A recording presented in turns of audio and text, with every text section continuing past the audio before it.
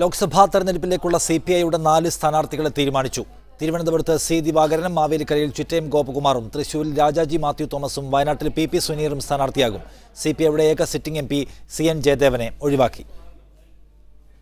തിരുവനന്തപുരം മണ്ഡലത്തിലേക്ക് ജില്ലാ കൗൺസിൽ തയ്യാറാക്കിയ പട്ടികയിൽ പ്രഥമ പരിഗണന സംസ്ഥാന സെക്രട്ടറി കാനം രാജേന്ദ്രനായിരുന്നെങ്കിലും മത്സരിക്കാനില്ലെന്ന നിലപാട് യോഗത്തിൽ തന്നെ കാനം വ്യക്തമാക്കി.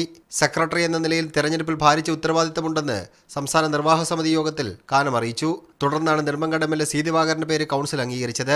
കഴിഞ്ഞ കുറേ നാളുകളായി സംസ്ഥാന നേതൃത്വവുമായി അകൽച്ചയിലായിരുന്നെങ്കിലും സി ദിവാകരന്റെ സ്ഥാനാർത്ഥിത്വത്തിൽ ആരും എതിരഭിപ്രായം പ്രകടിപ്പിച്ചില്ല.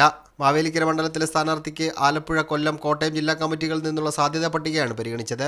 3 നിന്നും ഒരുപോലെ വന്ന പേരെന്ന നിലയിലാണ് ചുറ്റയം ഗോപകുമാറിനെ സ്ഥാനാർത്ഥിയാക്കാൻ തീരുമാനിച്ചത്.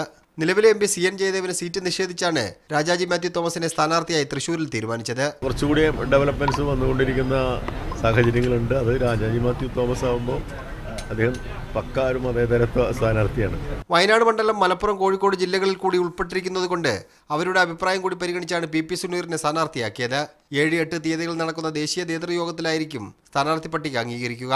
വേഗത്തിൽ സ്ഥാനാർത്ഥി നിർണയം നടത്തുക വഴി അതിന്റെ മേൽക്കൈ നേടാമെന്ന പ്രതീക്ഷയും CPIക്കുണ്ട്. തിരുവനന്തപുരത്ത് നിന്ന് ക്യാമറമാൻ രാജേഷ് വടകരയ്ക്കൊപ്പം സേഫ് സൈനുലാബ്ദീൻ, മീഡിയ 1.